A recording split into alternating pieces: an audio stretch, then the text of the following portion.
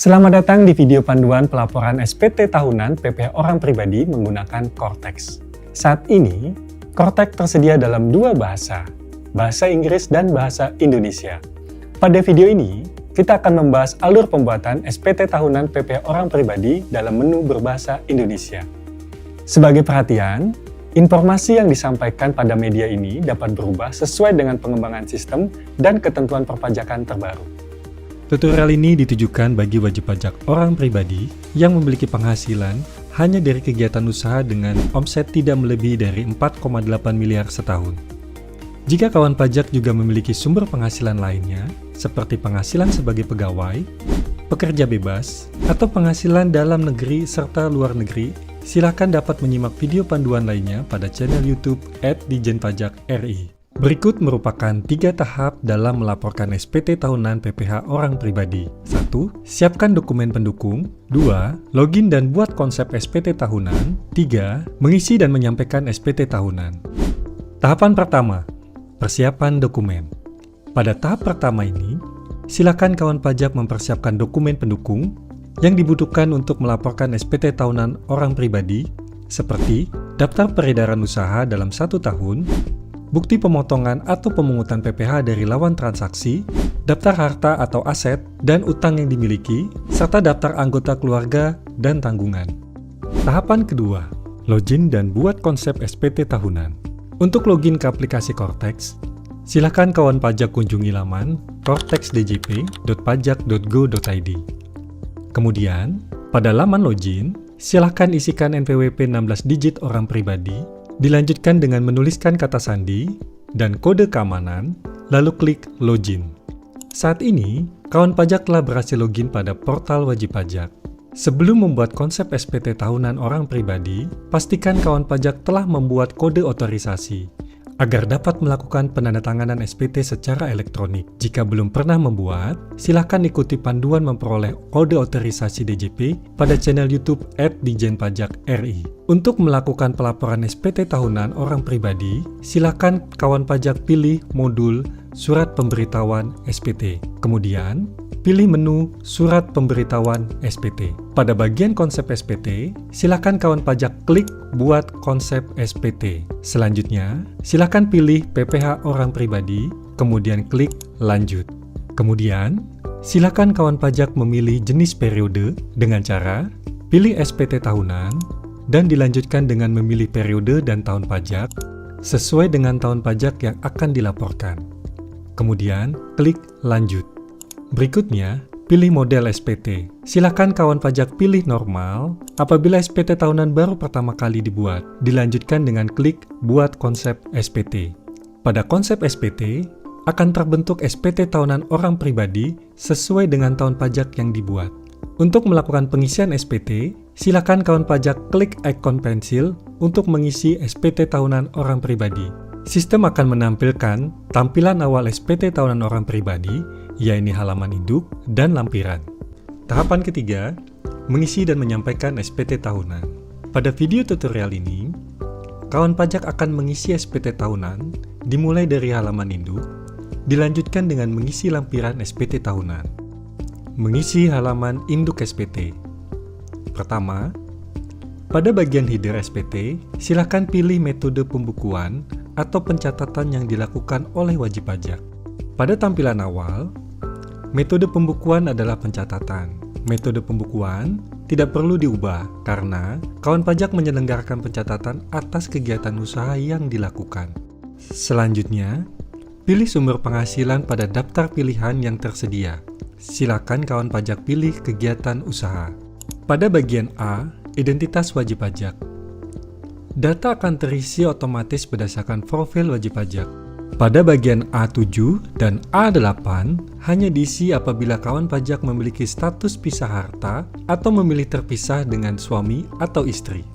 Dalam video panduan ini, kita akan melakukan pengisian SPT tahunan wajib pajak orang pribadi yang memiliki penghasilan dari kegiatan usaha dengan omset di bawah 4,8 miliar setahun. Pada bagian B, ikhtisar penghasilan neto, angka 1A, pilih tidak jika kawan pajak hanya menerima penghasilan dari kegiatan usaha.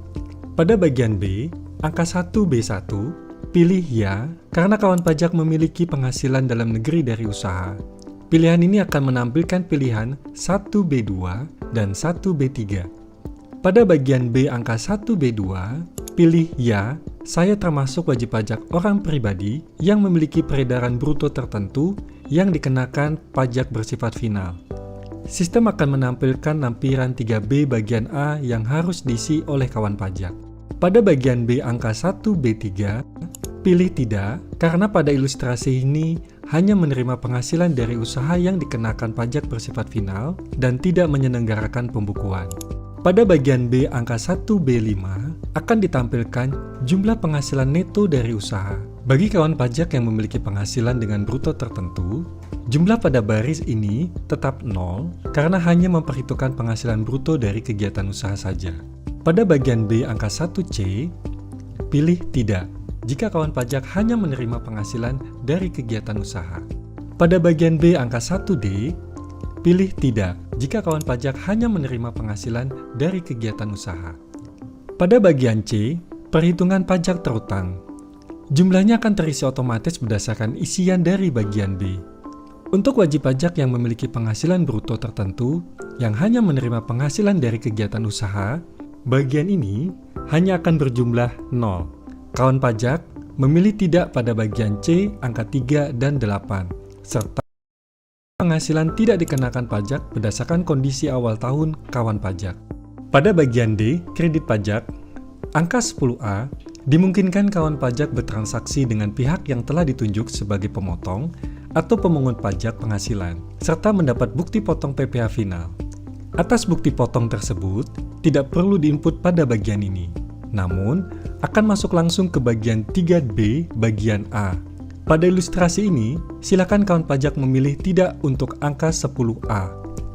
Pada bagian D, angka 10B dan 10C terkait dengan angsuran dan surat tagihan pajak untuk PPh pasal 25. Kawan pajak tidak terkait dengan pengisian ini dan dapat dilewati ke pilihan berikutnya. Pada bagian D, angka 10D, pilih tidak jika kawan pajak hanya menerima penghasilan dari kegiatan usaha. Pada bagian E, PPh kurang atau lebih bayar, menampilkan hasil penjumlahan otomatis dari bagian sebelumnya. Bagi kawan pajak yang memperhitungkan PPh finalnya hanya berdasarkan penghasilan bruto dari kegiatan usaha, pada bagian ini akan terisi 0, sehingga angka 11A, 11B, dan 11C dapat dilewati pengisiannya. Bagian F, pembetulan, hanya diisi jika model SPT tahunan adalah pembetulan. Pada bagian G, permohonan pengembalian PPh lebih bayar. Karena kawan pajak menggunakan perhitungan pajak penghasilan bruto tertentu, silakan lanjut ke tahap berikutnya. Pada bagian H, angsuran PPh pasal 25 tahun berikutnya. Karena kawan pajak menggunakan perhitungan pajak penghasilan bruto tertentu, silakan kawan pajak menjawab tidak di bagian H, angka 13A, 13B, dan 13C. Pada bagian I, pernyataan transaksi lainnya, angka 14A, harta merupakan isian wajib pajak pada SPT tahunan orang pribadi. Pengisiannya akan berada pada lampiran L1 bagian A. Pada bagian I, angka 14B, pilih ya. Karena pada ilustrasi ini, kawan pajak memiliki utang. Kawan pajak akan diminta untuk mengisi lampiran L1 bagian B. Pada bagian I angka 14C, pilih ya. Kawan pajak memiliki penghasilan dari usaha yang dikenakan PPh final. Kawan pajak akan diminta untuk mengisi lampiran L2 bagian A.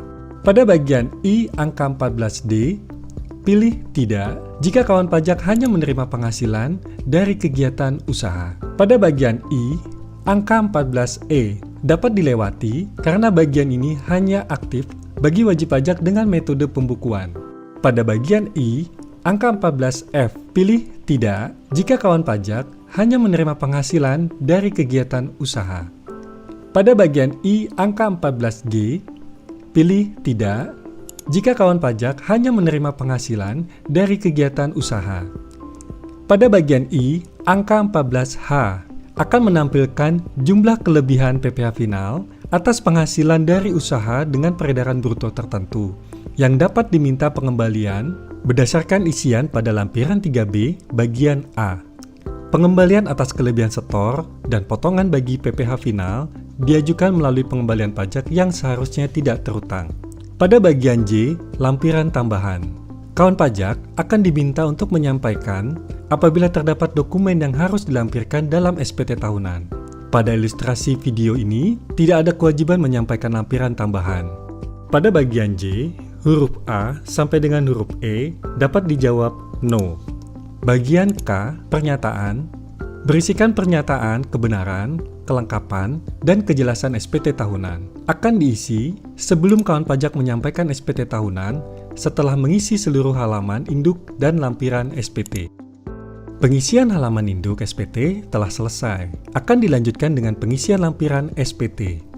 Pengisian lampiran SPT tahunan. Gulir ke bagian atas untuk melihat lampiran yang harus diisi. Pengisian lampiran ini dilaksanakan berdasarkan urutan yang paling ditampilkan sistem pada halaman induk. Dalam tutorial ini, urutan lampirannya adalah lampiran L3B, lampiran L2, dan lampiran L1. Pengisian lampiran L3B. Pada lampiran L3B, rekapitulasi peredaran bruto terdapat 4 bagian, yakni daftar tempat kegiatan usaha yang merupakan daftar seluruh cabang usaha yang dimiliki oleh wajib pajak. Bagian A, rekapitulasi peredaran bruto untuk wajib pajak orang pribadi yang memiliki peredaran bruto tertentu yang dikenai pajak bersifat final. Bagian B, rekapitulasi peredaran bruto untuk wajib pajak orang pribadi pengusaha tertentu. Dan bagian C, rekapitulasi peredaran bruto untuk pengguna norma perhitungan penghasilan neto. Berdasarkan pilihan pada halaman induk, kawan pajak hanya dapat mengisi pada bagian A. Pada lampiran L3B bagian A, kawan pajak memasukkan peredaran bruto usaha untuk setiap bulan selama 1 tahun per tempat kegiatan usaha. Untuk pengisiannya, silakan klik ikon pensil di sebelah kiri nama tempat kegiatan usaha masing-masing.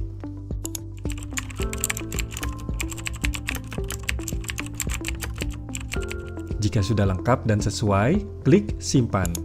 Setelah pengisian peredaran bruto selesai, kawan pajak dapat memeriksa kembali beberapa hal. Pertama, apakah omset yang dimasukkan sudah melewati batas peredaran bruto yang tidak dikenakan PPh final, yaitu penghasilan bruto sampai dengan 500 juta dalam 1 tahun.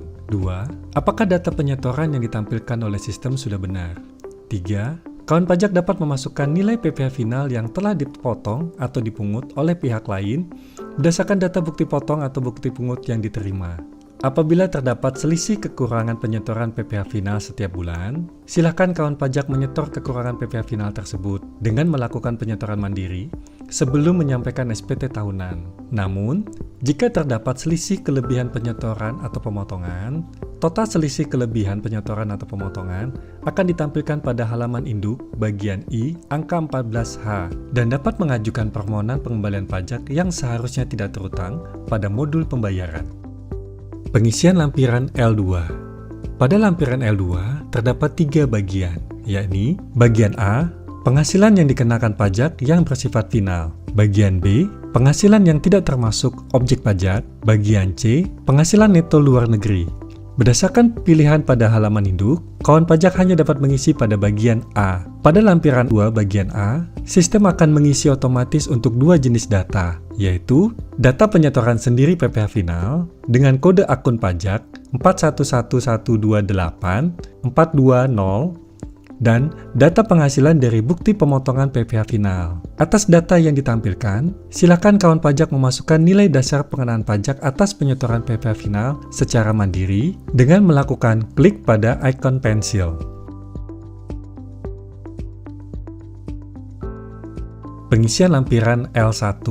Lampiran L1 merupakan lampiran yang otomatis muncul pada SPT tahunan orang pribadi yang terdiri atas 5 bagian, yaitu bagian A, harta pada akhir tahun pajak, bagian B, utang pada akhir tahun pajak, bagian C, daftar anggota keluarga yang menjadi tanggungan, bagian D, penghasilan neto dalam negeri dari pekerjaan, bagian E, daftar bukti pemotongan atau pemungutan PPh.